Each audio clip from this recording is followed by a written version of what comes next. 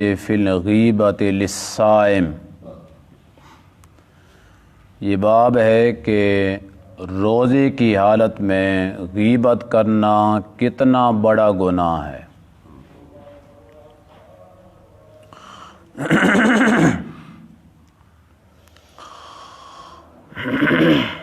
غیبت ویسے بھی گناہ ہے، لیکن روزے کی حالت میں غیبت کرنا اور زیادہ بڑا گناہ ہے۔ جس طرح رمضان المبارک میں نیک عمل کا ثواب زیادہ ہے، تو اسی طرح رمضان المبارک میں بد عمل کا گناہ بھی زیادہ ہے۔ رسول اللہ صلی اللہ علیہ وسلم نے اس حدیث میں ایک قانون کو بیان کر دیا ہے۔ فرمایا من لم یدع قول الزور والعمل بہ، جو بندہ جھوٹی بات کو نہیں چھوڑتا، والعمل بہ، اور جو آدمی دھوکہ دینا نہیں چھوڑتا، فلیس للہ حاجۃ بأن یدع طعامہ وشرابہ، تو اللہ کو اس کے بھوکے اور پیاسے رہنے کی کوئی ضرورت نہیں ہے۔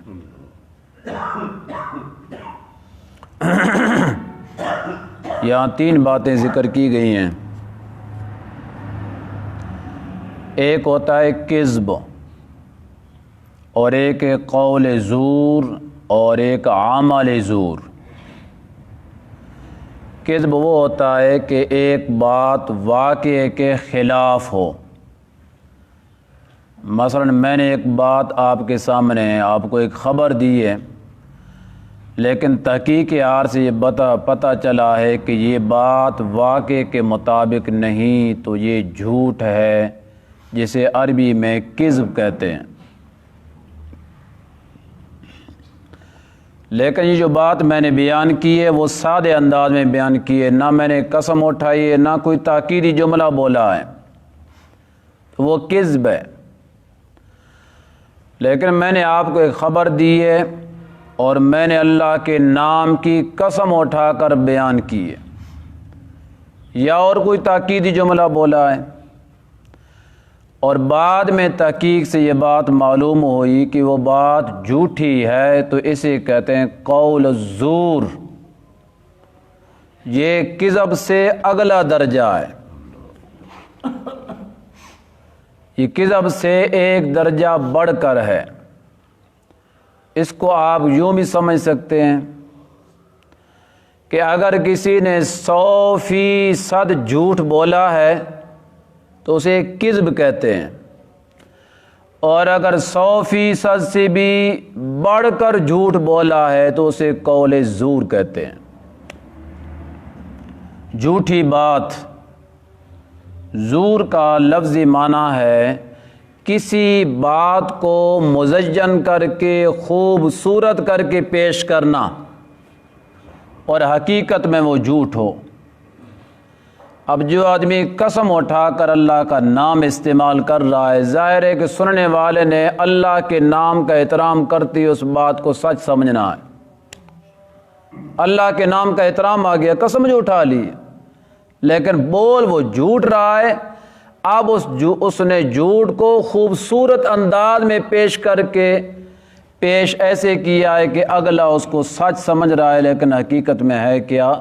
جھوٹ ہے۔ اور تیسری بات ہے والعمل بہ، کسی کو دھوکہ دینا۔ دھوکہ دینے کا مطلب یہ ہے کہ ایک گاہک کے پاس اور ایک کسٹمر کے سامنے آپ نے جو ریٹ پیش کیا ہے، تو ایک اور آدمی آپ نے بٹھا رکھا ہے کہ جب بھی کوئی تردد کے اندر پڑ جائے، شک کے اندر پڑ جائے اور نہ لینے کی طرف آئے، تو آپ نے اس بات کا ریٹ بڑھا دینا ہے۔ میں نے اگر 1000 روپے اس سے مانگا ہے تو یہ تو 1200 کی ہے یار، 1200 کی مجھے دے دو۔ تو اگلا تاکہ یہ سمجھے کہ واقعی یہ چیز تو قیمتی ہے جو اس نے اتنی قیمت لگا دی ہے۔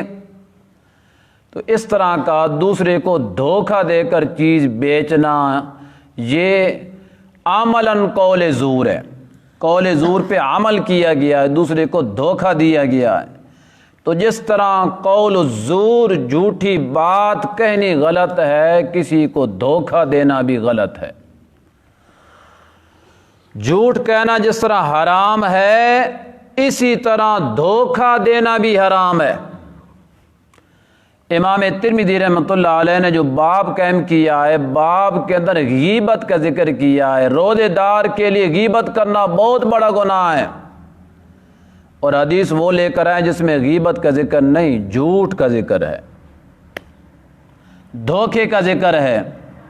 تو امام ترمذی رحمۃ اللہ علیہ یہ کہنا چاہتے ہیں کہ جس طرح جھوٹی بات کہنا حرام ہے، کسی کو دھوکہ دینا حرام ہے، اسی طرح غیبت کرنی بھی حرام ہے۔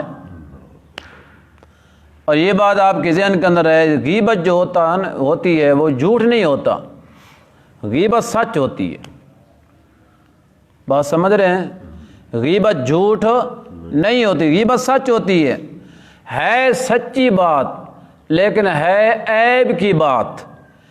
اگر اس بات کو آپ کسی کی پیٹھ کے پیچھے بیان کر رہے ہیں تو وہ اس کو نہیں سن رہا، لیکن اگر وہی بات اس کو پتہ چل جائے تو وہ آپ سے لڑنے کے لیے تیار ہو جائے، چونکہ وہ بات کوئی تعریف کی نہیں، عیب کی بات ہے، تو وہ بات اس میں ہے صحیح۔ صحابہ اکرام کے پاس جو نبی پاک صلی اللہ علیہ وسلم نے یہ بات بیان کی ہے کہ غیبت وہ ہوتی ہے کسی کے سامنے کسی کی پیٹھ پیچھے بیان کرو اور بعد میں وہ ناراض ہونا شروع ہو جائے۔ تو صحابہ نے پوچھا یا رسول اللہ، اگر واقعے کے مطابق ہو تب بھی؟ واقعے کے مطابق نہ ہو تو جھوٹ ہوتا ہے، واقعے کے مطابق ہو نہیں سچ ہو تب بھی؟ آپ نے فرمایا ہاں غیبت ہوتی وہی ہے جو ہو سچ، لیکن عیب کی بات ہو اسے اچھی نہیں لگ رہی، اگر سچ نہیں ہے تو وہ تو بہتان ہے، وہ تو غیبت سے بھی بڑا گناہ ہے۔ تو اگر ایسا سچ بولنے کی اجازت نہیں جو ہمارے دوسرے بھائی کو اچھا نہیں لگ رہا، تو پھر جھوٹ بولنے کی تو اجازت ہوگی نا، کیونکہ جھوٹ کے بغیر تو ہمارا کاروبار نہیں چلتا۔ اللہ اللہ، یہاں پہ ایک اشاعت اللمعات کتاب کا نام ہے، اس نے روزے کی 3 قسمیں لکھی ہیں۔ کتنی قسمیں ہیں روزے کی؟ ایک ہے عوام کا روزہ، اور ایک ہے خواص کا روزہ، اور ایک روزہ ہے خواص الخواص کا۔ توجہ میری طرف کرنا۔ عوام کا روزہ کیا ہے؟ 3 چیزوں سے رکنے کا نام روزہ ہے۔ کھانا نہیں ہے کسی چیز کو، پینا نہیں ہے کسی چیز کو، اور اپنی بیوی کو استعمال نہیں کرنا، یہ عوام کے ہاں روزہ ہے۔ باقی عوام کو اس بات کی کوئی پرواہ نہیں ہے، کہیں گانا لگا ہوا تو سنتے چلے جا رہے ہیں، کہیں بات آ گئی تو جھوٹ بھی بول دیا ہے، 2-4 گالے بھی نکال دیے، اور ضرورت پڑی ہے کہیں پیش آ گیا تو دھوکہ بھی دے دیا ہے۔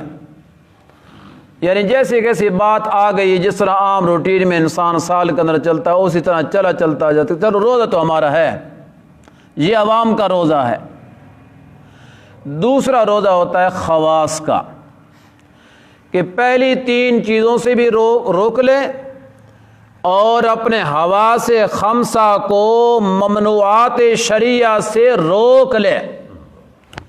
جی تو چاہتا ہے غیر محرم کو دیکھنے کا، لیکن روزہ یاد آنے کے بعد وہ رک جاتا ہے کہ میرے اللہ کا حکم ہے، دل اس کی طرف مائل ہوتا ہے کہ میں جھوٹ بول لوں اور سودا زیادہ دامن میں بیچ لوں، اس کی طرف جی چاہتا ہے لیکن اپنے جی کو وہ روک رہا ہے۔ تو اسی طرح جی جو چاہتا ہے غلط کام کی طرف اپنے جی کو روک کر گزار رہا ہے، دل اس کی طرف مائل ہوتا ہے، یہ خواص کا روزہ ہے، اللہ والے لوگوں کا روزہ ہے۔ اور ایک خواص اور خواص لوگوں کا بھی روزہ ہوتا ہے، وہ روزہ ہے کہ 3 چیزوں سے بھی رک جائے اور سوائے خدا کے اور کسی چیز کی طرف دھیان ہی نہ جائے، سرے سے سوائے خدا کی یاد کے ان کے کانوں کی طرف کسی اور بات، زبان کی طرف کوئی اور بات، آنکھوں کے سامنے سوائے خدا کی ذات کے اور کوئی ذات سامنے آئی نہ۔ یہ ہوتے ہیں حقیقت میں اولیاء اللہ، اللہ کے ولی جو پہنچے ہی لوگ ہوتے ہیں۔ حقیقت میں ان لوگوں کا روزہ ہوتا ہے جو ہر قسم کے گناہوں سے مبرہ اور مصفہ اور پاک ہوتے ہیں۔ تو یہ جو روزے ہیں، ایک عوام کا روزہ ہے، ایک خواص کا روزہ ہے، ایک خواص الخواص کا ہے۔ تو خواص الخواص کا تو خیر وہ تو اولیاء اللہ کا روزہ ہوتا ہے۔ آپ اپنے دامن میں خود جھانک لیں کہ اب ان 3 قسموں میں سے ہم کون سی قسم میں داخل ہیں۔ میں اگر بات کروں گا تو آپ ناراض ہو جائیں گے۔ میں اپنے بارے میں خود غور کر لیتا ہوں اور آپ اپنے بارے میں خود غور کر لیں کہ ہم ان 3 قسم کے روزے داروں میں کون سی قسم میں شامل ہیں، اور اپنے قلب کا، اپنے دل کا محاسبہ کریں۔ پھر ذرا سوچیں، اگر پہلے کچھ کمی آپ اپنے دل میں محسوس کرتے ہیں تو آج سے اس کمی کو دور کرو، آج سے اس کمی کو دور کرو۔ اور روزہ صحیح معنوں میں نبی پاک صلی اللہ علیہ وسلم نے فرمایا، جو بندہ جھوٹی بات کو نہیں چھوڑتا ہے اور جھوٹ پر عمل کرنے کو نہیں چھوڑتا، یعنی دھوکہ دینے کو نہیں چھوڑتا ہے، تو اللہ کو اس کے بھوکے اور پیاسے رہنے کی کوئی ضرورت نہیں ہے۔ یعنی اللہ کو اس کے روزے کی کوئی ضرورت، سارے بولو کیا مطلب ہے؟ اللہ اس کے روزے کو قبول نہیں کرتے۔ جی بھائی، کھانا جو ہے اپنے حلال کی کمائی کا، پینا حلال کی کمائی کا، وہ مباح ہے، جائز ہے۔ اپنی بیوی کو استعمال کرنا جائز ہے۔ حلال کاموں سے جب بندہ رک گیا ہے تو حرام سے تو بطنی کے اولا رکنا چاہیے۔ اب حلال سے ہم بچ کر بیٹھے ہیں، حرام کے اوپر لگے ہوئی ہیں، کہتے ہیں ہمارا روزہ بھی ہے، غیر محرم کو دیکھ بھی رہے ہیں، دھوکہ بھی دے رہے ہیں، گالی گلوچ بھی نکال رہے ہیں، غلط کام کی طرف چل کے جا رہی ہیں، اور غلط سودا بھی بیچ رہے ہیں، سارے کام کر رہے ہیں۔ یہ روزہ نہیں ہے۔ رسول اللہ صلی اللہ علیہ وسلم کے قول کے مطابق، آپ کے فرمان کے مطابق، کہ جو آدمی جھوٹی بات کو نہیں چھوڑتا ہے، دھوکہ دینے کو نہیں چھوڑتا ہے، غیبت کو نہیں چھوڑتا ہے، بہتان کو نہیں چھوڑتا ہے، تو وہ آدمی کو بھوکا پیاسا رہنے کی کوئی ضرورت نہیں۔ اس کا روزہ اللہ کے کاغذوں میں قابل قبول نہیں ہے۔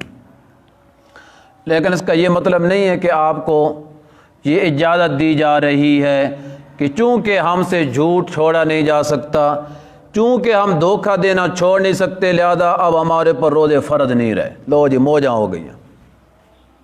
یہ مطلب نہیں ہے، یہ وعید ہے، اور وعید شدید ہے، سخت اللہ تعالیٰ کی پکڑ کے اندر آنے کا ایک فرمان ہے آپ صلی اللہ علیہ وسلم کا۔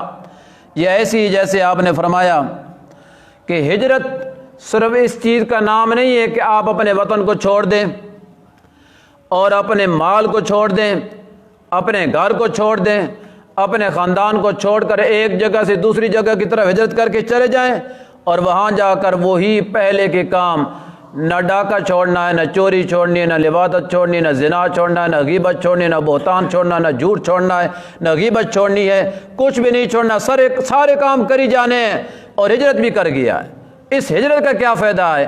آپ صلی اللہ علیہ وسلم نے فرمایا، اصل مہاجر وہ ہوتا ہے جو ان کاموں کو چھوڑ دیتا ہے جن کاموں سے اللہ نے روک دیا ہے، وہ حقیقی مہاجر ہے۔ صرف گھر چھوڑنے کا نام ہجرت نہیں، حقیقت کیا ہے؟ اللہ کے حکموں کو ماننا، اور جن کاموں سے اللہ نے روک دیا ہے ان رکی چیزوں کو چھوڑ دینے کا نام حقیقتاً ہجرت ہے۔ ہجرت کا معنی ہوتا ہے چھوڑ دینا، ان کاموں کو چھوڑو جن کاموں سے اللہ نے منع کر دیا ہے۔ اور ایک موقع پہ نبی پاک صلی اللہ علیہ وسلم نے فرمایا، کتاب الحج کے اندر یہ حدیث اپنے مقام پہ آ بھی رہی ہے، آپ نے فرمایا کہ جس آدمی کے پاس حج کرنے کی گنجائش ہے، توجہ ہے آپ کی، جس آدمی کے پاس حج کرنے کی گنجائش ہے، یعنی جو لوازم حج ہیں، جو ضروریات حج ہیں، جو مسائل حج ہیں، اور جو اخراجات حج ہیں وہ ساری چیزیں اس کے پاس پوری ہیں، خرچہ بھی اس کے پاس ہے، جا بھی سکتا ہے، راستہ بھی امن کا ہے، رکاوٹ بھی کوئی نہیں ہے، یعنی جس کے پاس حج کے وسائل ہیں اور پھر وہ حج نہیں کرتا تو نبی پاک صلی اللہ علیہ وسلم نے فرمایا وہ یہودی ہو کے مرے یا عیسائی ہو کر مرے، اللہ کو کوئی پرواہ نہیں ہے۔ وہ یہودی ہو کے مرے یا عیسائی ہو کے مرے، اللہ کو اس کی کوئی پرواہ نہیں ہے، اس لیے کہ وہ اللہ کے ایک فریضے کو چھوڑ کر بیٹھا ہے دنیا کی لالچ کے اندر کہ اگر میں حج پہ گیا تو میرے اتنے سارے پیسے لگ جائیں گے، 7 لاکھ لگ جائے گا تو میرا کاروبار بیٹھ جائے گا۔ دنیا کی لالچ کے پیچھے جو بیٹھا ہے، اللہ کے حکم کو پسے پش ڈال کر بیٹھا ہے، نبی پاک صلی اللہ علیہ وسلم نے فرمایا کہ وہ آدمی یہودی ہو کے مرے یا عیسائی ہو کے مرے، اللہ کو اس کی کوئی پرواہ نہیں ہے۔ اس حدیث کا یہ مطلب نہیں ہے کہ وہ یہودی ہو جائے یا عیسائی ہو جائے، یہ بھی وعید شدید ہے۔ جس طرح یہ وعید ہے کہ جو آدمی حج فرض ہونے کے بعد، اخراجات حج پورے ہونے کے بعد، وسائل حج پورے ہونے کے بعد جا سکتا ہے، راستہ بھی امن کا ہے، جا سکتا ہے، نہیں جاتا ہے تو اللہ اس پہ ناراض ہے۔ اسی طرح جو آدمی روزہ تو رکھتا ہے لیکن منہیات شرعیہ سے، ممنوعات شرعیہ سے نہیں رکتا ہے، جھوٹی بات کو نہیں چھوڑتا ہے، دھوکہ دینے کو نہیں چھوڑتا ہے، غیبت اور بہتان کو نہیں چھوڑتا ہے، غلط کاموں کو روزہ رکھنے کے بعد نہیں چھوڑتا ہے تو اللہ کو ایسے روزے کی کوئی ضرورت نہیں ہے۔ اللہ کو ایسے روزے کی کوئی ضرورت، کیا مطلب ہے؟ اللہ ایسے روزے کا کوئی ثواب عطا نہیں کرتے، اور ایسا روزہ اللہ کے کاغذوں میں قبول بھی نہیں ہوتا ہے۔ لہذا ہمیں چاہیے کہ جب ہم نے اللہ سے یہ عہد کر لیا ہے کہ ہم نے اپنے آپ کو مولا تیرے تابع کر دیا ہے تو پھر وہ کام کریں جو کرنے کے ہیں، روزے کی حالت میں یہ نیکی کے کام کریں اور بدی کے کام سے روک لیں تاکہ ہمارا روزہ حقیقی روزہ بن کر اللہ کے دربار میں پیش ہو۔ الحمدللہ رب العالمین والعاقبۃ للمتقین والصلاۃ والسلام علی رسول محمد وآلہ وصحبہ اجمعین۔ لا الہ الا اللہ وحدہ لا شریک لہ اللہم لا مانع لما اعطیت اللہم انا ذکرک و شکرک واستغفرک انا من ربک ومن ربنا فاغفر لنا ذنوبنا وکفر عنا سیئاتنا